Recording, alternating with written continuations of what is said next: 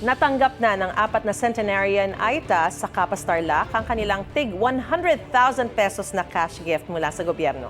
Kasunod po yan ng naging usap-usapan online nang maantala ng ilang taon ang pagbibigay ng cash gift mula sa National Commission of Senior Citizens. Bukod sa cash, binigyan din ng cake ang mga centenarian. Sabi ni NCSC Chairperson Attorney Maria Merceditas Gutierrez, para mapadali ang pamamahagi ng cash gift, plano nilang ipadaan na lang ito sa mga bangko. Laking tuwa naman ng mga centenarian at kanilang mga kaanak sa mga natanggap.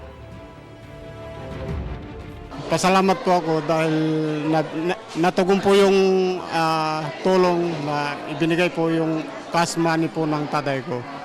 Sabi, pagbili mo ng kambing o kaya kalabaw, ito lang po yung bilang pamana po sa amin. Nagpapasalamat siya sa Panginoon dahil nakuha niya ang kanyang cash gift. Gusto mo bang mauna sa mga balita? Mag-subscribe na sa GMA Integrated News sa YouTube at tumutok sa unang balita.